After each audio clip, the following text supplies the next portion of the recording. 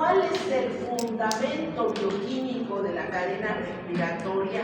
¿Qué es lo que se genera en la cadena respiratoria?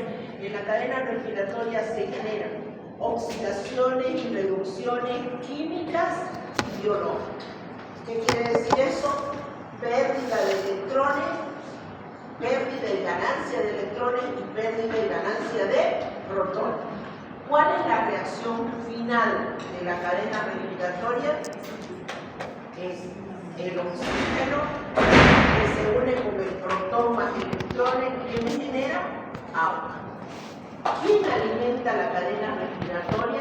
Son los equivalentes reductores.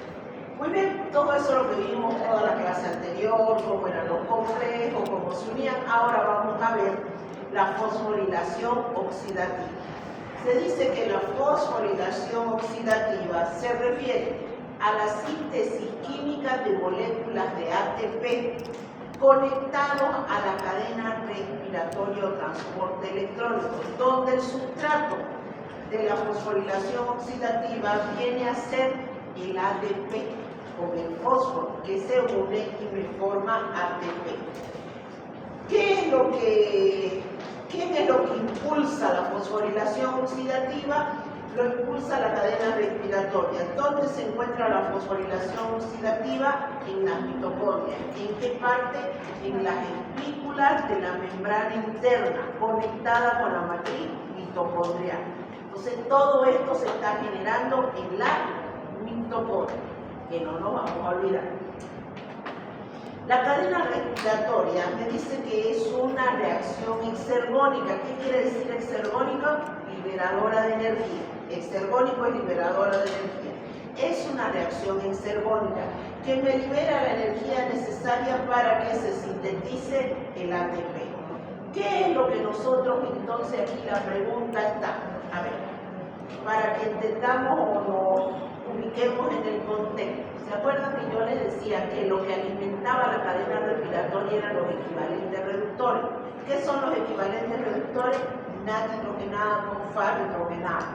¿Está bien? Esos son los equivalentes reductores.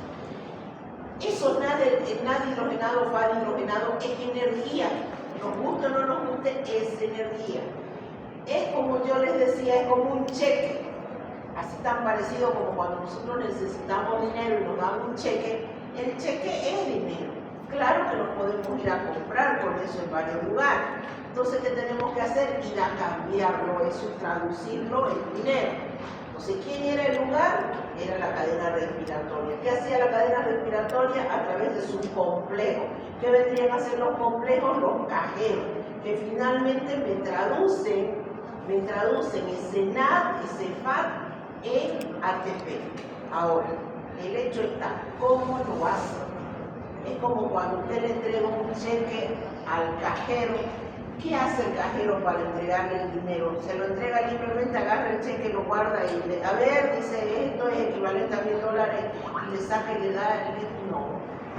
Verifica, firma de dónde está saliendo ese cheque, lo introduce a través de la máquina, etcétera, le revisa a través de un programa, etcétera, y de ahí recién hace todavía que usted lo deposite, etcétera, y hace el correspondiente pago.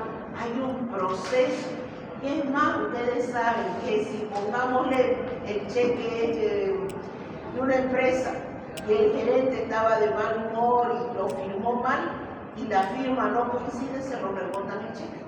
Se lo rebotan, le dicen, no, la firma no coincide con el que siempre nos manda la gerencia de esta empresa. Chao, usted tiene que volver a hacer todo el trámite. Entonces, ¿qué es lo que hay? Una secuencia de pasos. La pregunta aquí es, ¿cuál es la secuencia de pasos que hay entre la cadena respiratoria y la fosforilación oxidativa?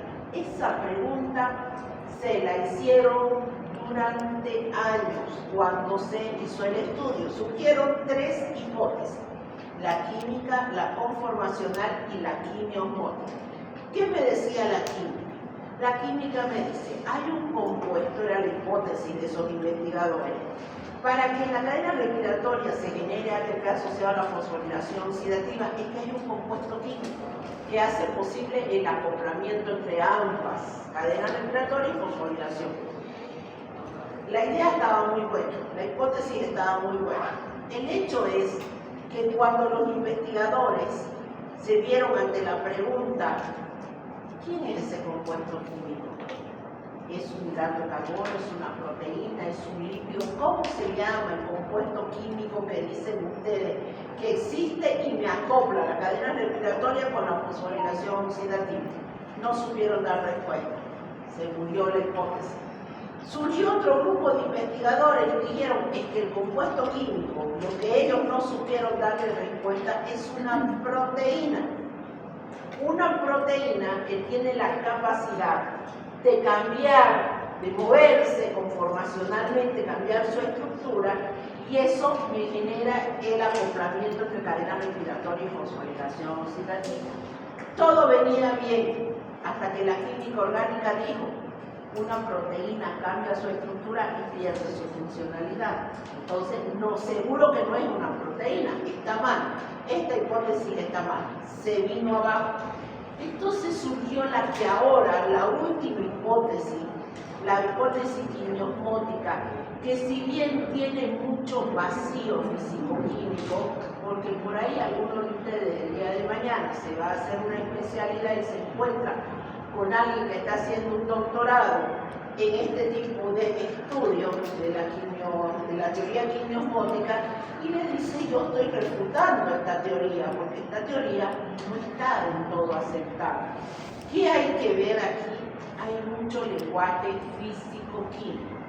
Yo se la voy a explicar de la manera más sencillita como un cuento, porque nosotros no vemos físico-química. Entonces, delta de H, delta de G, todas esas terminologías, no. Si usted quiere leerlo un poquito más profundo, vaya a ese libro de Leninger, de bioquímica, que es bastante físico-químico, y ahí va a poder usted encontrar quizás mucho lenguaje físico-químico y respuesta a esta teoría que todavía está en estudio. Pero ¿quién fue el famoso investigador que habló de la teoría? Fue Peter Dennis Mitchell, 1920-1992. ¿De qué siglo estamos hablando? Del siglo pasado. No es que sea de 1800, no es de 1600. Ustedes saben que la bioquímica es una ciencia relativamente joven.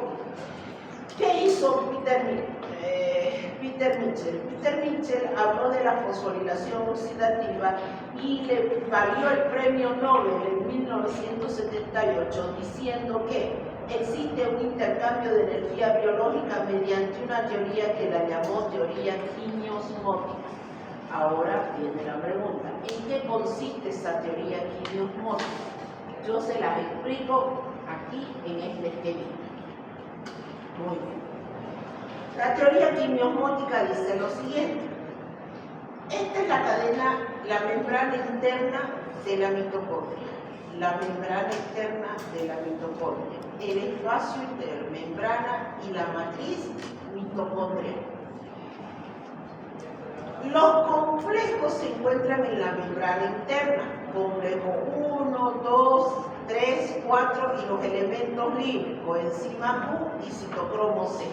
¿Qué se da a lo largo de esta cadena respiratoria? Flujo de electrones y flujo de protones.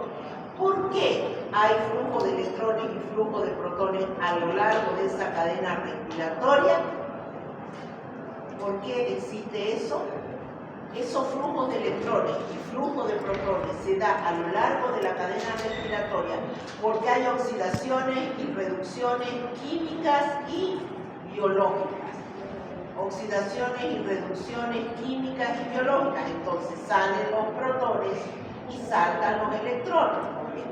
Si nosotros nos vamos a la definición o al concepto de corriente eléctrica es movimiento de electrones y las reacciones de oxidación y reducción son movimiento de electrones.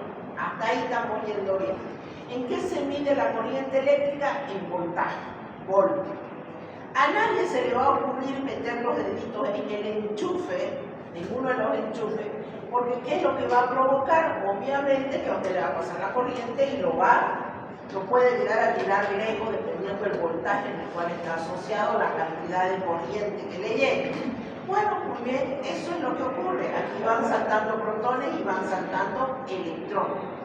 Llega un momento en que el protón, no se olviden que el protón es un átomo pequeñito, chiquitito, cargado positivamente, que salta. Aquí el flujo de corriente eléctrica que hay, ¿qué es lo que va a llevar? A que el electrón llega un momento que es traslocado y pasa al espacio intermembrana. ¿Se ubica en el espacio intermembrana? Muy bien. Eso me va a provocar que cada vez que están pasando los protones y los protones saltan al espacio intermembrana. Nosotros hemos visto que si se aumenta la concentración de protones, ¿qué pasa con el pH? ¿Aumenta o disminuye?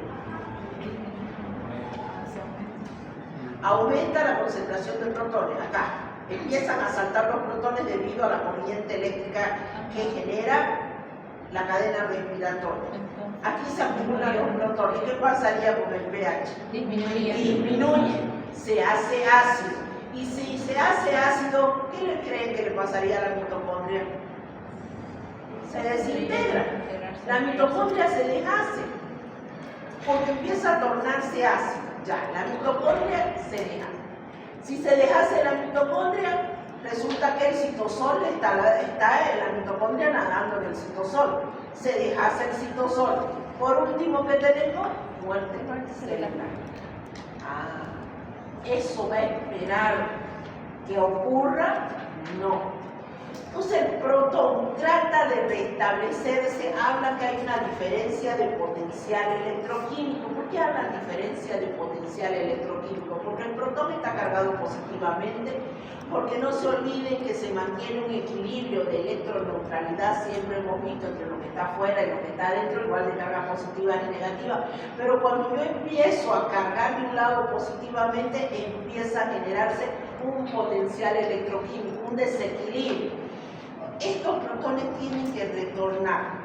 Pero ustedes creen, este salió por ese camino, ¿va a volver por ese camino?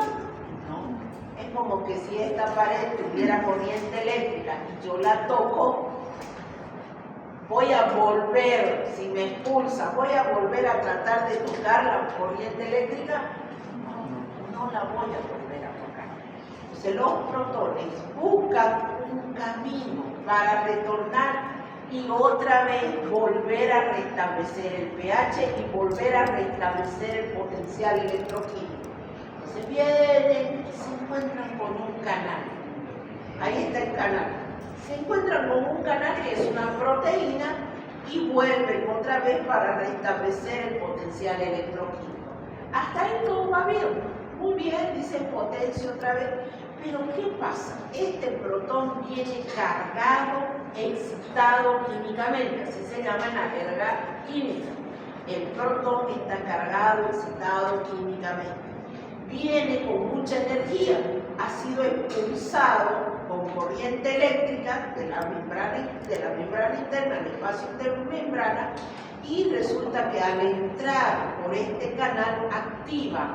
Todo esto había sido una enzima que se llama ATPase. En esa enzima, muy cerquita de ella, está el ADP con el fósforo. En el momento que entra el protón, activa un mecanismo que hace posible, porque el protón viene con energía, da la energía necesaria para que se sintetice el ATP. ¿Ven?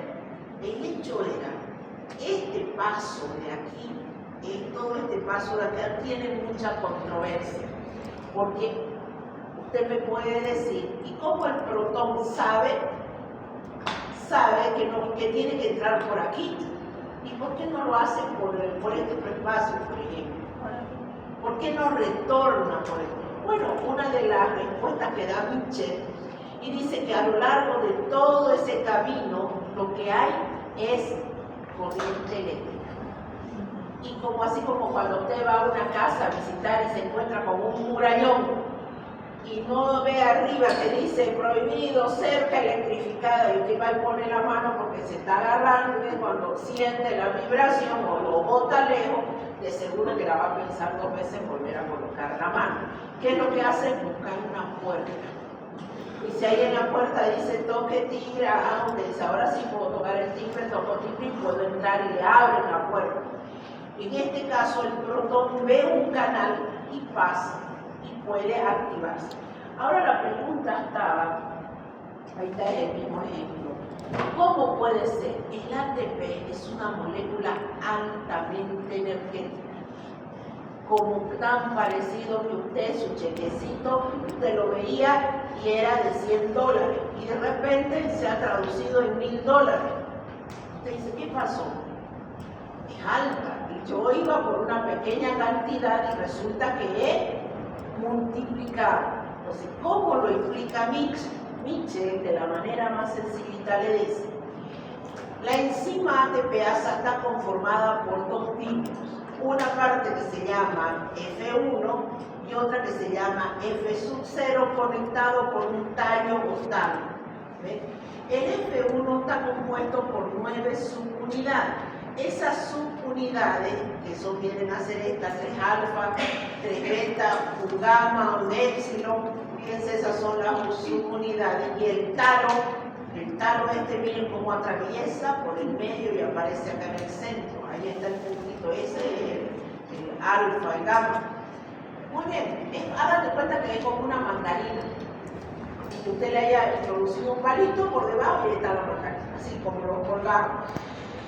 El F0, y todas estas son proteínas, el F0 tiene 2 estructuras concéntricas y una de ellas es como un hueco por ahí adentro que no se ve, es como un hueco que es por donde permite que atraviese el protón. ¿Lo ven? Ahí está atravesando el protón.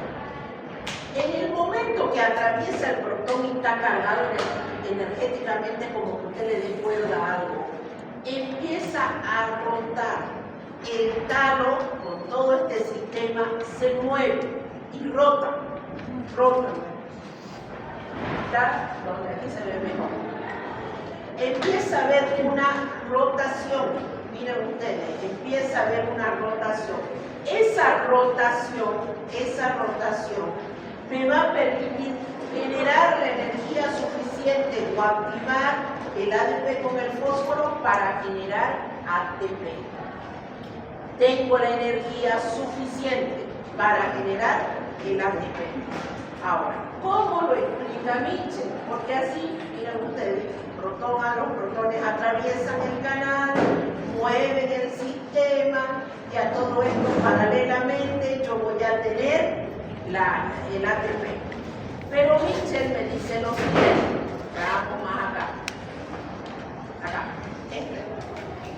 Que nosotros tenemos que rotar totalmente, y me habla de una estructura laxa, de una estructura en expansión, en el cual, miren todo este sistema. Ven que lo que establece la teoría quimiosmótica, me dicen que aquí no hay un proceso químico, sino electroquímico y físico. Electricidad asociada a un movimiento físico. No me habla de reacciones químicas. Está claro la diferencia, me dice, en este proceso hay un movimiento físico, porque se rota, asociado a un potencial electroquímico. Ese potencial electroquímico viene de la cadena respiratoria. Empieza a rotar, y estas son las imágenes que le han sacado, porque si ustedes se ponen a pensar, ¿dónde está la cadena respiratoria? ¿Dónde está la fosforilación oxidativa? En la membrana interna de la mitocondria. Y la mitocondria es un organelo, una pequeña partecita que está dentro de una célula. ¿Y una célula acaso es grande? No es grande. Sumado a eso, tengo que estudiar esa mínima parte. De seguro, un microscopio óptico no lo puede hacer. ¿Acaso alcanzamos apenas las vemos a las células? Si son células renales, si son células epiteliales, las alcanzamos a ver con el microscopio óptico. Bacterias también vemos. ¿Virus vemos con el microscopio óptico? A ver, para los que están haciendo virología. ¿O no es virología? ¿Se ve con microscopio óptico? No se ve. Tiene que ser un microscopio electrónico. Entonces, ¿yo con qué voy a ver esas organelas chiquitas de la célula? Necesito equipamiento especial. Muy bien, entonces, y peor para ver una partecita pequeña dentro de eso más pequeñito, las espículas, estos botones. Bueno, se la ingeniaron, los investigadores se la ingeniaron, y mucho tiene que ver la imaginación. Fueron sacándole fotos de los diferentes procesos y mostraron imágenes. Miren ahí cómo va. Hay una parte más densa y va rotando. Si ustedes ven una parte menos densa ahí, esa parte menos densa va cambiando. Y si lo miramos con detalle, lo que explica Mitchell es que esas espículas, ese como colgajo F1, se mueve, rota en el momento que entra el protón y le da energía, y hay una rotación. Esa rotación me permite de alguna manera, ve aquí entra, me permite obtener la energía necesaria. ¿Y qué me explica? Por cada NAD hidrogenado o nicotinamida de un nucleótido hidrogenado, ¿qué es esto? Un equivalente reductor. ¿De dónde vienen los equivalentes reductores? ¿De dónde venían los equivalentes reductores?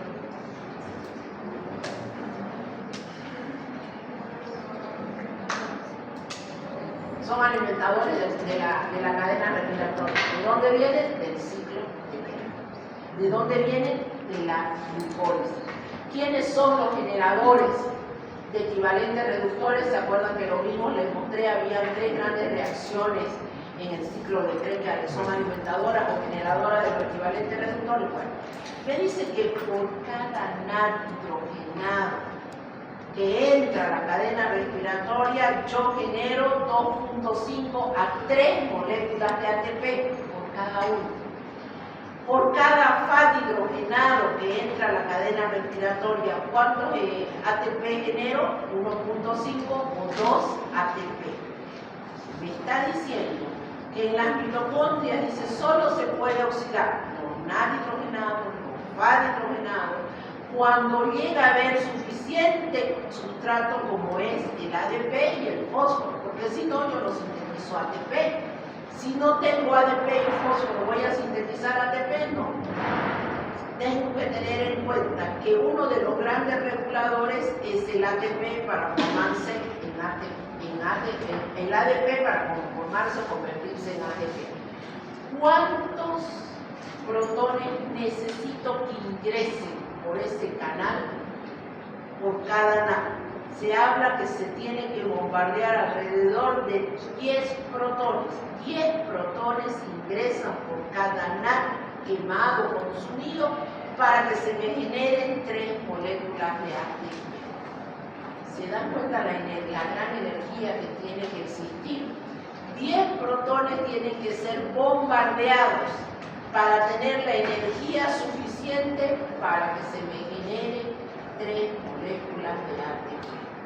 Entonces, ahí tenemos la respuesta de que se acuerdan que yo les dije en una clase, ¿cómo puede ser que una glucosa que tiene 6 átomos de carbono, que no tiene fósforo, que no tiene hidrógeno, que solamente es carbono, oxígeno, que tiene hidrógeno, carbono, oxígeno, pero no tiene nitrógeno, por ejemplo, se convierte en una molécula altamente energética como el ATP?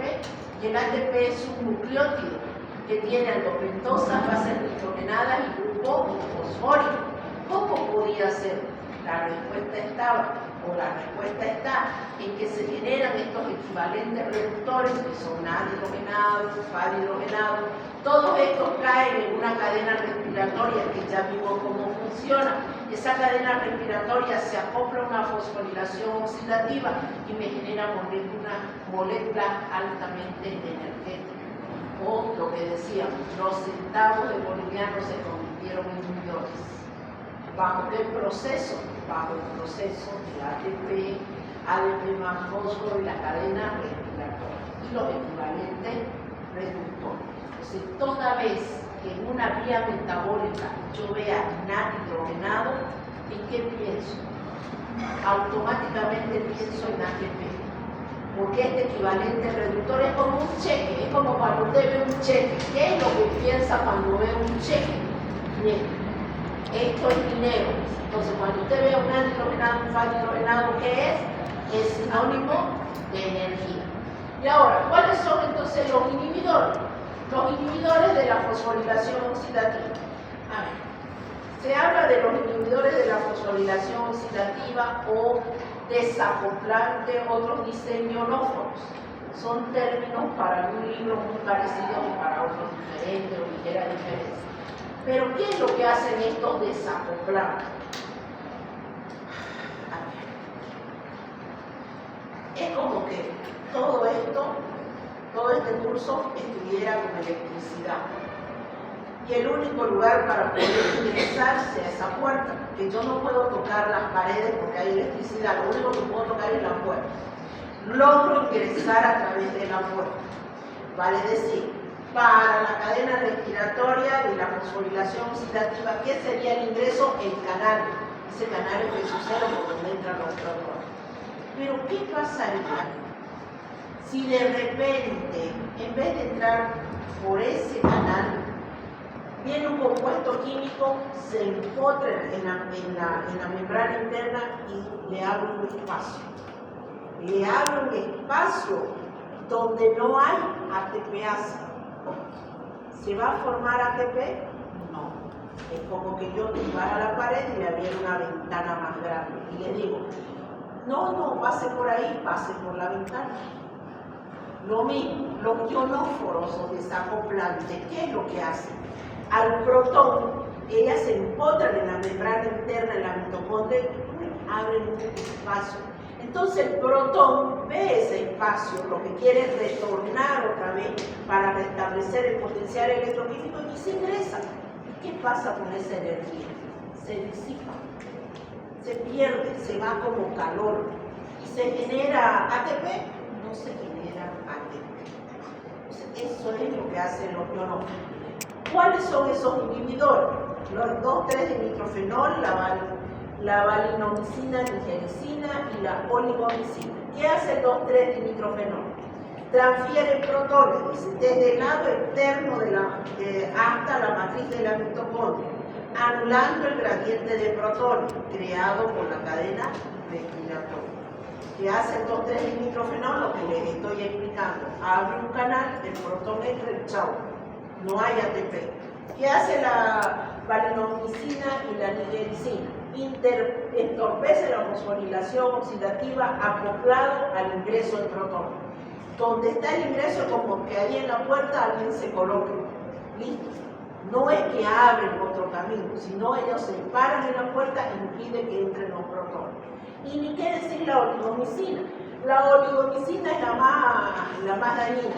Se une totalmente al segmento F0 y el F0 es el que permite la pasada total de todos los protones y hace la rotación, entonces se para la síntesis de protones. El control respiratorio. ¿Qué es lo que me regula la fosforilación oxidativa? Primero, el nivel de ADP. Si no hay adenosindifosfato, ¿se sintetizará ATP? No se sintetiza. Otro. Si no hay oxígeno, ¿se sintetiza ATP? No. De ahí que cuando tanto, ¿se acuerdan? Nuestra primera clase de bioquímica decíamos, ¿cuáles son las características de los seres vivos? Aeróbicos. Que necesitan oxígeno. Necesitan energía. Oxígeno es sinónimo de energía a través de la cadena respiratoria y fosforilación. ¿Qué más necesito? Los NAD y los FAD. NAD y FAD. ¿Qué vienen a hacer NAD y FAD? ¿Qué es? NAD es nicotinamida de nidinucleótido. FAD es flamina de nidinucleótido. ¿Pero qué función cumple? ¿Qué función cumplen los NAD y los FAD? ¿Ah? ¿Qué? Algo escuché. Ya, perfecto, son antioxidantes. ¿Por qué son antioxidantes? ¿Acaso no coadyuvan a la actividad de las enzimas? ¿No son coenzimas? Ya, perfecto, muy bien. ¿Por qué se dice también? ¿Han escuchado eso bien? Así no me acuerdo lo que su compañero dice de lo que ahora está tan en boga. Consuma nada como antioxidante, está deficiente de energía, se siente cansado, siente que no tiene fuerza para levantarse, consuma nada, y le ponen el NAD con la carguita, pues arriba, NAD con una carga, o nicotinamida de nicotinamida. ¿Qué es lo que sucede? Esos NAD son las coenzimas que participan en los procesos de la reacción del rego, en los procesos oxidativos o de oxidación. Esos NAD, ¿se acuerdan que son los que quitan los hidrógenos? Deshidrogenasa, pirina independiente, de deshidrogenasa, plavina independiente. Quitan los hidrógenos. ¿En qué se convierten? Cuando están NAD hidrogenados en un equivalente reductor. Un equivalente reductor, ¿dónde cae? En la cadena respiratoria. Una cadena respiratoria, si se acopla a la fosforilación oxidativa, ATP, energía. Listo. ¿Por qué también? Cuando usted se siente mal y va al médico, por ahí le dice, tómese un complejo B, consuma vitamina. ¿Para qué? ¿De dónde yo sintetizo los NAD y los FAT? ¿Nacen de la nada? ¿Qué necesita mi cuerpo para poder tener NAD y FAT? ¿De dónde proviene? ¿Se acuerdan que lo vimos encima?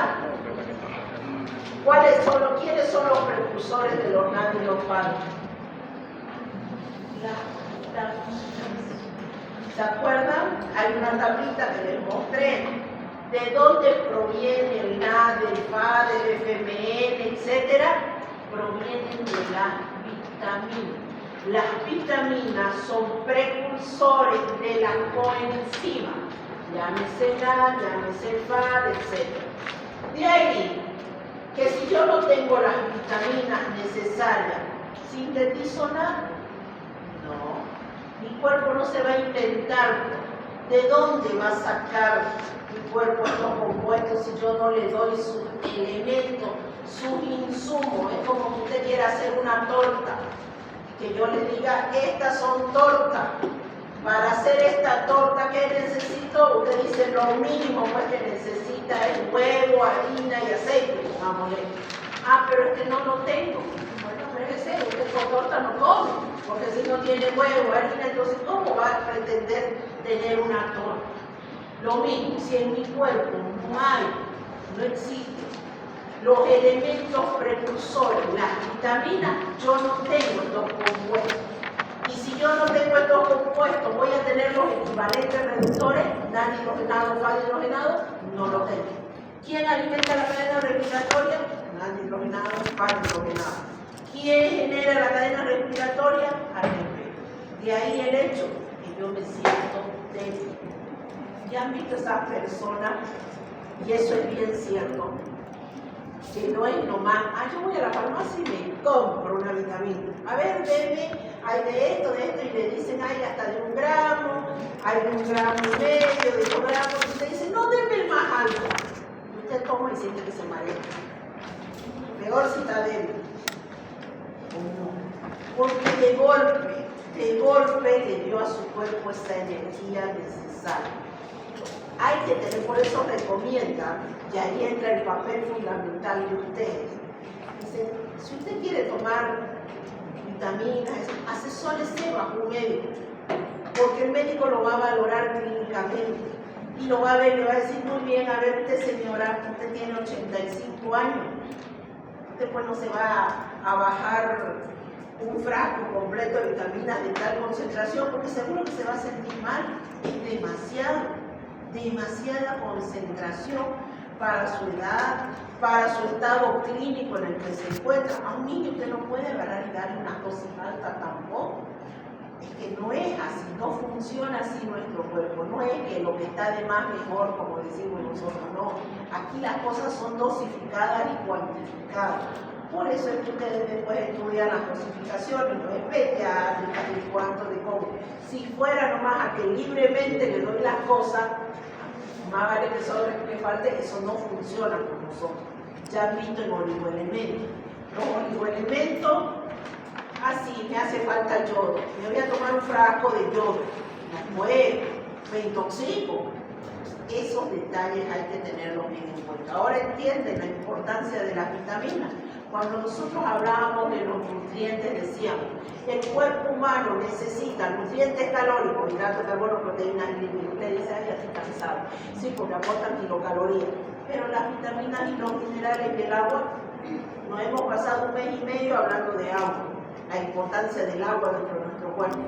Y las vitaminas, ahí está. La vitamina por sí sola le da energía.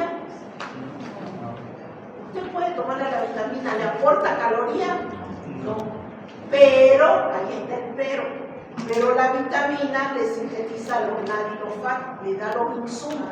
Los nanilofat participan en procesos oxidativos, se convierten en equivalentes reductores. El equivalente reductor se convierte en energía. Ahora entendieron el proceso.